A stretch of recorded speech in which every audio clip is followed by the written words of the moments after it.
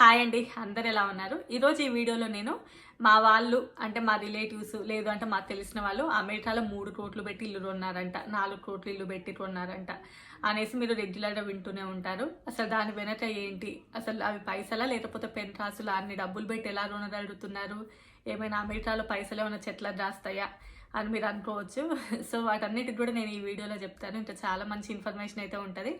And okay, మీరు అలా అనుకోవడంలో తప్పైతే ఏమీ లేదు. ఎందుకంటే మన వాళ్ళు అక్కడికి వచ్చినప్పుడు చేసేది చూసి ఈవెన్ ఎవరైనా కూడా అలానే అనుకుంటారు, అబ్బో వీళ్ళకి ఏం తక్కువ అని చెప్పేసి.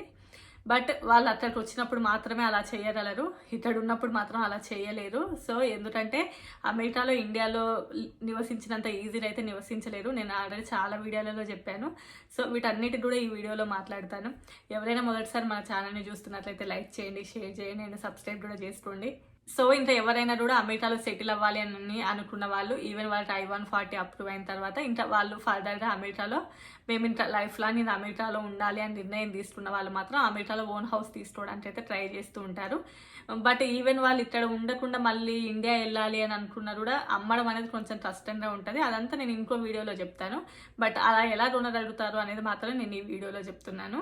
సో ఇంకా ఫస్ట్ థింగ్, అమెరికాలో ల్యాండ్ అనేది చాలా ఎక్కువ అండి. అండ్ కంపేరేటివ్లీ మన ఇండియాతో కంపేర్ చేస్తే అమెరికాలో జనాభా అనేది చాలా తక్కువగా ఉంటుంది, విస్తీర్ణం అనేది చాలా ఎక్కువగా ఉంటుంది. సో అందువలన ఏంటి అంటే ల్యాండ్ ఎక్కువ కాబట్టి ఇక్కడ ల్యాండ్ యొక్క వాల్యూ అనేది చాలా తక్కువగా ఉంటుంది.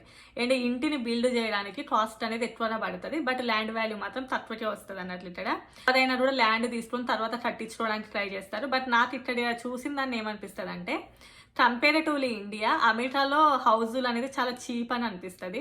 ఈవెన్ మన ఇండియాలో ఒక ఫినాన్షియల్ డిస్ట్రిక్ట్ అనుకోండి ఫర్ ఎగ్జాంపుల్, అక్కడ మనం ఓన్లీ ఒక ప్లేస్ తీసుకోవడానికి అమెరికాలో ఒక 4 బెడ్రూమ్ హౌస్ అయితే కట్టించుకోవచ్చు అన్నట్లు విత్ ల్యాండ్.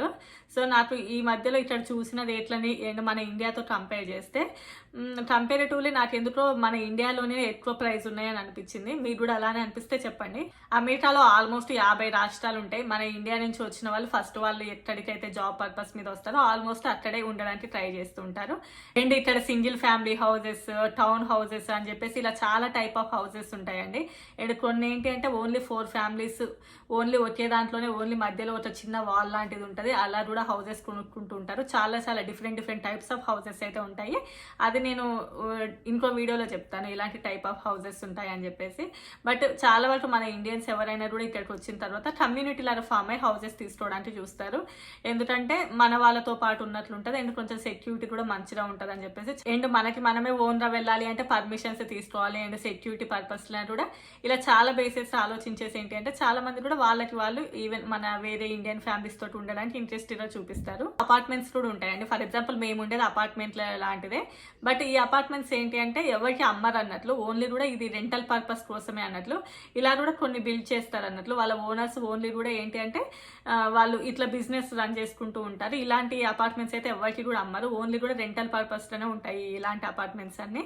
ఆ టైప్ లో కూడా కొన్ని ఉంటాయి. అండ్ అసలు విషయము, అమెరికాలో ఎవరు హౌసెస్ కొన్నా కూడా 99.9% మెంబర్స్ అందరు కూడా లోన్స్ పెట్టే తీసుకుంటారు.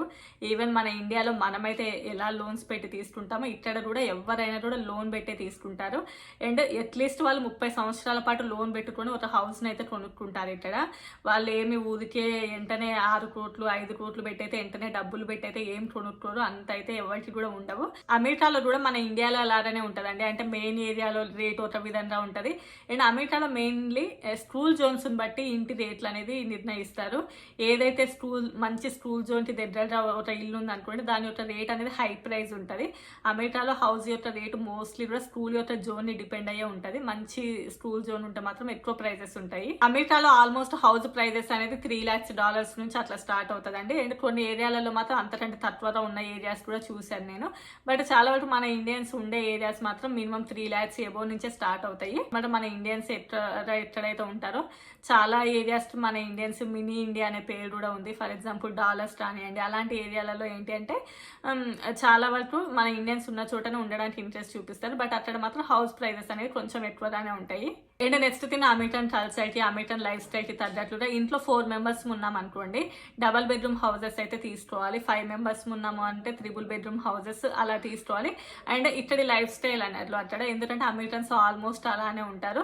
ఈవెన్ ఒక చిన్న పిల్లలకు కూడా సపరేట్గా ఒక బెడ్రూమ్ అనేది ఉంటుంది. బట్ మన ఇండియన్స్ అయితే అలా ఏమీ ఉండరు. ఓన్లీ సింగిల్ బెడ్రూమ్ హౌస్ లోపల 4 మెంబర్స్ ఉన్న ఫ్యామిలీస్ నేను చాలా మందిని చూశాను. ఈవెన్ వాళ్ళు ఇక్కడికి వచ్చి 4 ఇయర్స్ 5 ఇయర్స్ అయినా కూడా ఇంట్లో సింగిల్ బెడ్రూమ్ హౌసెస్లో ఉండే వాళ్ళు చాలా మందే ఉన్నారు.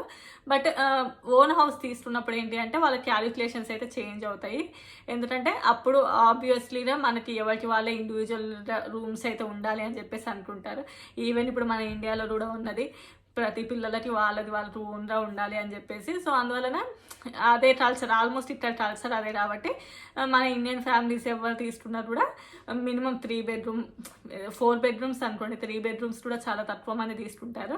ఎందుకంటే ఇక్కడ ల్యాండ్ కాస్ట్ అనేది తక్కువ అండ్ ఇల్లు కూడా చాలా స్పేషియస్గా వస్తుంది అండ్ బ్యాక్ యార్డ్ వస్తుంది. ఎందుకంటే మనకు అక్కడికి వచ్చే ప్రైస్ లోపల ఇక్కడ చాలా ఫెసిలిటీస్ వస్తాయి. సో అందువలన ఆల్మోస్ట్ అందరు 4 బెడ్రూమ్ 5 బెడ్రూమ్ హౌసెస్ ఎక్కువగా తీసుకుంటూ ఉంటారు. నెక్స్ట్ థింగ్ ఇక్కడ ఓన్లీ డబల్ బెడ్రూమ్ హౌసెస్ $2,500 అలా ఉంటాయి. కొన్ని ఏరియాలలో ఓన్లీ సింగిల్ బెడ్రూమే $2,000 ఉన్న ఏరియాస్ కూడా ఉన్నాయి. అలాంటప్పుడు ఏమనిపిస్తుంది అంటే ఇంత పెట్టి ఎలాగో మనం అమెరికాలో సెటిల్ అవ్వాలనుకుంటున్నాం కదా, ఇది ఇంత పెట్టేసి మనం ఓన్లీ రెంట్కు ఉండడం ఎందుకు, అదేదో ఇంకొంచెం లోన్ పెడితే, అంటే ఇప్పుడు ఫర్ ఎగ్జాంపుల్ వాళ్ళకి మంత్లీ కూడా లోన్ ఒక $4,000 అలా పడుతుంది. సో ఇంకొంచెం ఎక్కువ పెడితే పెద్ద ఇల్లు వస్తుంది, అట్లీస్ట్ 4 బెడ్రూమ్స్ హౌస్ వస్తుంది, ఓన్ హౌస్ ఉన్నట్లు ఉంటుంది కదా అనేసి ఆ ఆలోచనలోనే ఇక్కడ హౌసెస్ తీసుకుంటారు తప్ప ఏం మనీ ఎక్కువగా ఉండేసి అలా ఏం రాదు. వాళ్ళు కూడా లోన్లు పెట్టి ఈవెన్ మనం ఇండియాలో ఎలా కొనుక్కుంటామో అలానే కొనుక్కుంటారు. ఈవెన్ అమెరికాలో పెద్ద తోపని ఏముంది, ఈవెన్ మన ఇండియాలో కూడా ఒక మంచి ఏరియాలో డబల్ బెడ్రూమ్ హౌసెస్ 30,000 రెంట్ తోటి ఉన్నాయి. హై రైజ్ అపార్ట్మెంట్స్ కానివ్వండి, లేదు అంటే విల్లాస్ రావచ్చు. అండ్ మంచి ఏరియాలో, అదే నేను చెప్పినట్లు ఫినాన్షియల్ డిస్ట్రిక్ట్ అలాంటి ఏరియా లోపల అమెరికా కంటే ఎక్కువ ఉన్నాయి అన్నట్లు హౌస్ రేట్లు రావచ్చు. ఈవెన్ రెంట్ కూడా ఆల్మోస్ట్ 50,000 నుండి 60,000 పెడితే తప్ప ఒక మంచి ఇంటికి వెళ్ళలేనట్లుగా ఈవెన్ అక్కడ కూడా ఉన్నాయి. సో ఇదేం పెద్ద తోపు రాదు. ఇక్కడ 5 కోట్లు అంటే పెద్ద అసలు మ్యాటరే రాదు. ఇదే 5 కోట్లకి మన ఇండియాలో ఈవెన్ ల్యాండ్ కూడా రాదు ఇక్కడ వచ్చేదంతా. ఇక్కడ కొంచెం ప్రైజెస్ అనేది తక్కువ కంపేరిటివ్లీ. ఎందుకంటే ఇక్కడ ఒక 5 కోట్ల ఇల్లు అంటే ఇంకా మనం ఊహించలేము, అంత బాగుంటుంది. అదే ఇండియాలో 5 కోట్లు అంటే ఒక అపార్ట్మెంట్ లోపల ఒక 4 బెడ్రూమ్స్ వస్తాయి అనుకుంటాను. అదే జస్ట్ థింగ్ మన ఇండియన్స్కి హౌస్ అనేది ఒక చిన్నపాటి ఎమోషన్ అన్నట్లు.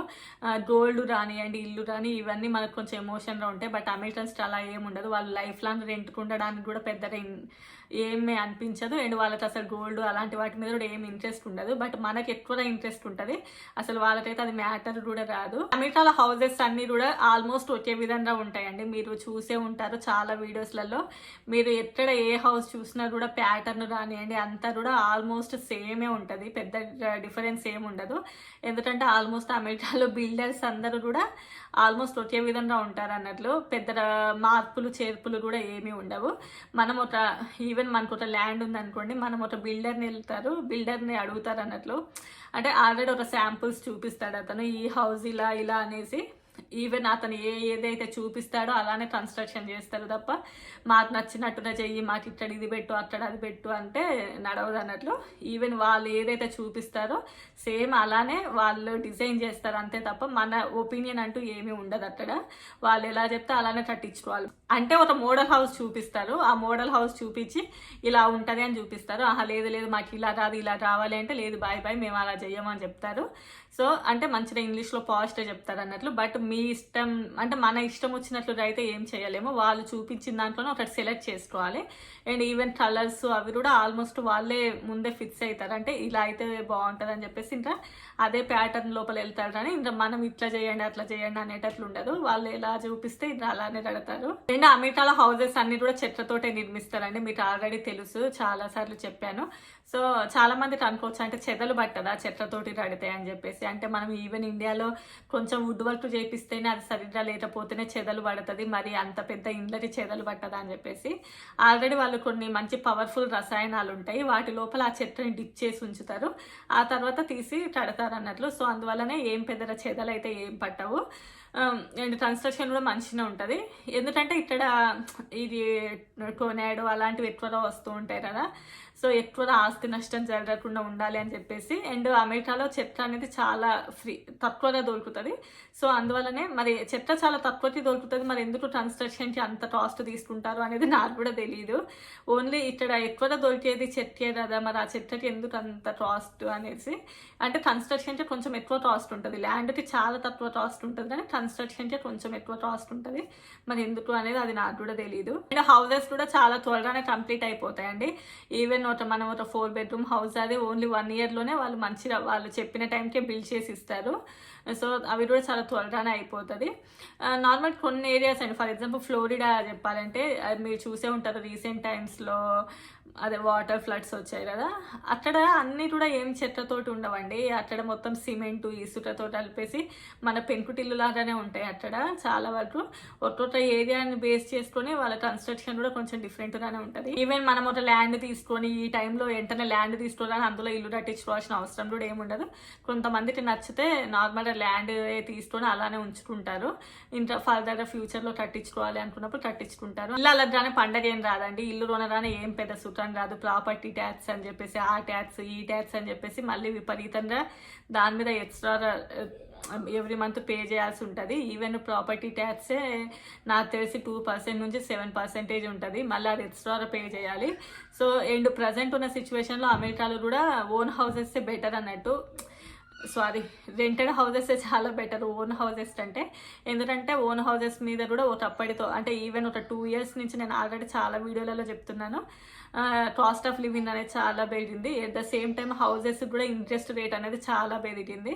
సో ఒకప్పుడు కొన్న వాళ్ళు ఓకే ఒక 4 years బ్యాక్, బట్ ఈ రీసెంట్ టైంలో కొన్న వాళ్ళకి మాత్రం ఇంట్రెస్ట్ రేట్ అనేది చాలా ఎక్కువ పడుతుంది. సో అందువల్లనే కంపేరేటివ్లీ ప్రజెంట్ అయితే రెంట్కి ఉండడమే చాలా బెటరు. అండ్ ఓన్ హౌసెస్కి ఇంకా ఎక్స్ట్రాగా ఉంటాయండి, అంటే మనం పే చేయాల్సింది ఇంకా ఎక్స్ట్రాగా ఉంటుంది. ఈవెన్ మెయింటెనెన్స్ రానివ్వండి, ప్రాపర్టీ ట్యాక్స్ రానివ్వండి, ఇంకా చాలా ఉంటాయి అన్నట్లు. అండ్ మన ఇండియాలో లాగా హౌసెస్ కొన్నంత ఈజీగా అమ్ముకోవాలి అంటే అది కూడా చాలా పెద్ద ప్రాసెస్ ఉంటుంది ఇక్కడ. నేనైతే విన్నాను, అది నిజమో కాదో తెలీదు. అంటే మనం ఒక హౌస్ తీసుకున్న తర్వాత అంటే నేను పోయిన తర్వాత ఇది నా పిల్లలకి వస్తుంది అని కూడా మనం ముందే చెప్పాలి అంట, లేదు అంటే అది గవర్నమెంట్కి వెళ్ళిపోతుంది అంట మన ఇల్లు. మరి అది ఎంతవరకు నిజమో నాకు తెలియదు. నేను ఒక అమెరికన్స్ దగ్గర విన్నాను, అంటే ముందే చెప్పాలి మా ఇల్లు నెక్స్ట్ వీళ్ళకి అని, లేదు అంటే అది గవర్నమెంట్కి వెళ్ళిపోతుంది అని చెప్పేసి. నెక్స్ట్ ఇంకా మాకు తెలిసిన వాళ్ళు ఒకటి తీసుకున్నారు రీసెంట్గానే ఇక్కడ యూఎస్లో. వాళ్ళు మంత్లీ వచ్చేసి $3,800 సుమారు $4,000 వరకు ఓన్లీ ఈఎంఐ పే చేస్తున్నారు.